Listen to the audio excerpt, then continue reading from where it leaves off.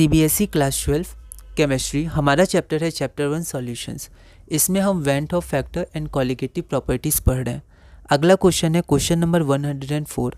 A compound undergoes complete tetramerization in a given organic solvent, the van't Hoff factor i is. ठीक है, तो एक compound tetramer बना रहा है एक गिवन ऑर्गेनिक सॉल्वेंट में, तो आपको वेंट ऑफ फैक्टर निकालना है। यह क्वेश्चन CBSE 2023 में 1 मार्क का पूछा गया था। एक बार आप इस क्वेश्चन को ट्राई करिए, फिर हम लोग आगे बढ़ते हैं। तो यहाँ पर हम लोग देखते हैं इसको हम लोग कैसे सॉल्व करेंगे। हम लोग मान लेते हैं हमारे कंपाउंड X है, ठीक है, टेट्रामर बना रहे हैं, मतलब उसका फॉर्मूला X4 हो जाएगा। मतलब 4 मॉलिक्यूल्स एक साथ मिलके बॉन्ड बना रहे हैं, ठीक है, हाइड्रोजन बॉन्ड या किसी इंटरेक्शन से कनेक्ट हो रहे हैं, ठीक है। और ये इसका फॉर्मूला क्या हो जाएगा, मान लेते हैं 4 मॉलिक्यूल्स हैं, तो ये क्या हो जाएगा, 4 हो जाएगा, तो इसका फॉर्मूला X4 हो जाएगा, ठीक है। तो किसी तरह ये एक दूसरे से कनेक्ट हो रहे हैं, है ना। तो यहाँ पर 4x 4 मॉलिक्यूल जो पहले अलग अलग थे, है ना, ये x, तो 4x लिखेंगे, पर चारों जब जुड़े हुए हैं किसी तरह, तो ये क्या हो गया, X4 हो गया, है ना। जैसे जो हमारा 2 इथेनॉइक एसिड था वो पहले अलग अलग था, लेकिन बाद में क्या हो गया, वो एक दूसरे से जुड़ गया, तो ये फॉर्मूला X2 2 फिर नीचे लिखा जाएगा, बगल में नहीं, है ना। तो यहाँ पर X4 हो गया। और यहाँ पर थोड़ा ओवर राइटिंग में ध्यान देना, X4 है तो X4 होगा, तो आप ध्यान रखिएगा यहाँ पर X4 यहाँ लिखना है। यहाँ 4 मॉलिक्यूल्स ये अलग अलग हैं, 4 मॉलिक्यूल्स, ये जब मिल गए तो X4 नीचे आ जाएगा, है ना, फॉर्मूला बन जाएगा। तो मान लेते हैं शुरू में 1 मोल है इसका, यहाँ 4 मोल नहीं लिखेंगे, 1 ही मोल है, ठीक है। तो 1 मोल में से यहाँ 4 आप समझ सकते हैं, 4 पार्टिकल्स हैं इसके, 4 पार्टिकल्स, है ना। तो शुरू में ये 1 मोल था, ठीक है, X, फिर ये जो X4 आपका बना, ये आपका क्या हो गया, 0 हो गया, ठीक है। मतलब शुरू में नहीं बना है, T = 0 है। जैसे जैसे समय पार होगा वैसे वैसे ये पूरा इसमें कन्वर्ट हो जाएगा 1/4, ठीक है। तो यहाँ पर 1 मॉलिक्यूल था, इसका क्या बनेगा, 1/4 बनेगा, ठीक है। 4 मॉलिक्यूल्स हैं तो इसका 1/4 बनेगा, T = T पे, ठीक है।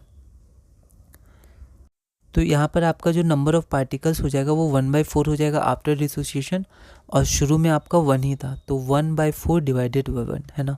तो आई क्या होता है, number of moles of particles after association, तो आफ्टर एसोसिएशन 1/4, ठीक है। क्योंकि चारों अब जुड़ चुके हैं तो 1/4 प्लस 0, तो प्लस 0 लिखा नहीं तो 1/4, और शुरू में कितना था, तो 1 था, तो 1/4 डिवाइडेड बाय 1 मतलब 1/4 0.25, तो आपका आई हो गया 0.25, ठीक है। तो आप डायरेक्ट, अगर आपको ये समझ में आ रहा है तो आप ऐसे नहीं लिख रहे हैं तो ठीक है, कम से कम इतना लिख दीजिएगा। ये लाइन को दोबारा लिख के I = 0.25 लिख दीजिएगा, वरना आप ऐसे भी आगे बढ़ सकते हैं। आपको कोई और टेक्निक रखना है, जैसे यहाँ 1 की जगह आप X रख के N रख के आगे बढ़ना चाहते हैं या कुछ और, तो आप अपने हिसाब से देख सकते हैं, कोई दिक्कत नहीं है, लेकिन आपका I की वैल्यू आएगी 0.25। अगला क्वेश्चन है क्वेश्चन नंबर 105। ये क्या बोल रहा है, calculate the freezing point of a solution containing 8.1 gram of HBr hydrogen bromide in 100 gram of water. तो हमारे पास हाइड्रोजन ब्रोमाइड है 8.1 ग्राम 100 ग्राम ऑफ वाटर में, assuming that the acid to be 90% ionise. तो ये क्या होता है, आयनिक होता है, HBr H+ और Br- में टूटता है, लेकिन यहाँ पर 90% उसका आयनाइजेशन हो रहा है। इसके बाद हमें बताना है फ्रीजिंग पॉइंट क्या होगा।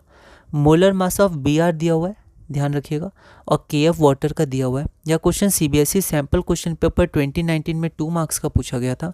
एक बार आप इस क्वेश्चन को ट्राई करिए, फिर हम लोग आगे बढ़ते हैं। तो यहाँ पर हमने सबसे पहले गिवन लिख दिया, मास कितना दिया HBr का 8.1, मास ऑफ वाटर 100 ग्राम है, परसेंटेज ऑफ आयनाइजेशन 90%, तो अल्फा क्या हो गया 0.9, है ना, अल्फा डिग्री ऑफ डिसोसिएशन 0.9 हो गया। मोलर मास ऑफ HBr 80 नहीं होगा, 80 + 1 होगा, क्यों, क्योंकि यहाँ Br का दिया है मोलर मास और हमें HBr का निकालना है, ठीक है। तो 80 + 1 81, इसको ध्यान रखिएगा। कोशिश करिएगा लैंग्वेज पे आप ध्यान रखें ताकि कट ना हो बोर्ड में, जितना कम कट और ओवर राइटिंग हो उतना अच्छा है। और Kf आपको दिया है 1.86, ठीक है। सॉल्यूट को हमने 2 माना है, तो यहाँ M2 और कैपिटल M2, और सॉल्वेंट को 1 से रिप्रेजेंट किया।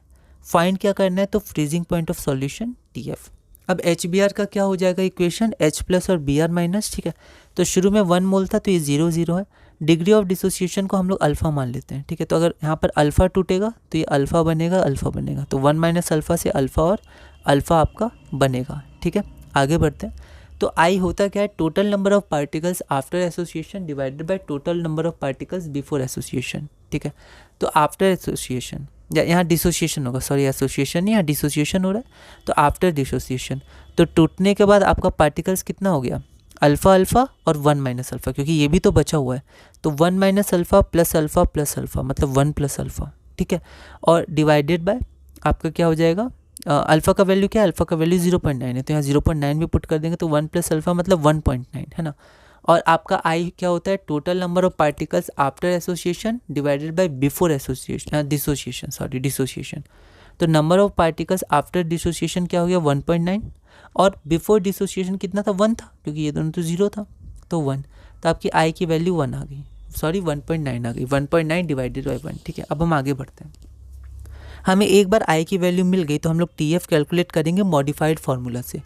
तो हमारा डेल टी एफ क्या है, आई टाइम्स के एफ एम, ठीक है। तो यहाँ पर हम निकाल सकते हैं डेल टी एफ, आई की वैल्यू 1.9 है, के एफ की वैल्यू दी हुई है, और एम की वैल्यू क्या होती है, moles by mass of solvent in KG, given से हमने लिखा है, और यहाँ पर given mass by molar mass into m1 kg, यहाँ से हम लोग वैल्यूज सारी पुट करेंगे। ये 80+1 है, या आप यहाँ पर 81 भी लिख सकते हैं, ठीक है। तो इसको जब आप सॉल्व करिएगा तो डेल टी एफ की वैल्यू आपकी 3.53 केल्विन है। थोड़ा कैलकुलेशन है इसका, तो आपको ध्यान रखना है, थोड़ी प्रैक्टिस करनी है, तो 3.53 केल्विन आ जाएगी, है ना। पर हमें चेंज लोअरिंग नहीं निकालना है, हम लोग को निकालना क्या है, हम लोग को फ्रीजिंग पॉइंट ही निकालना है। तो डेल टी एफ होता क्या है, तो डेल टी एफ होता है प्योर सॉल्वेंट का freezing point minus T F, क्योंकि डिक्रीज़ हो रहा है ना। तो यहाँ पर 273 उससे माइनस करेंगे तो डिक्रीज़ होगा, कितना माइनस करेंगे यही पूछा गया है, ठीक है। तो यहाँ पर 3.53 इक्वल टू इतना, तो टी एफ की वैल्यू 269.4 केल्विन आ जाएगी, मतलब सॉल्यूशन की वैल्यू डिक्रीज़ हो गई। प्योर वाटर की कितनी थी 273 केल्विन, और यहाँ पर आप ना 273.15 भी ले सकते हैं, है ना। एनसीईआरटी में 15 भी लिया गया, तब 1.15 भी ले सकते हैं, उसके हिसाब से आप आगे बढ़ सकते हैं, ठीक है। तो ये आपका रिक्वायर्ड आंसर आ गया। अगला क्वेश्चन है आपका क्वेश्चन नंबर 106, गिव रीज़न। तो इसमें आपके पास 3 पार्ट है। यह question CBSE sample question paper 2019 में 3 मार्क्स का पूछा गया था। एक बार आप इस क्वेश्चन को ट्राई करिएगा, अगली वीडियो में हम इसे सॉल्व करेंगे।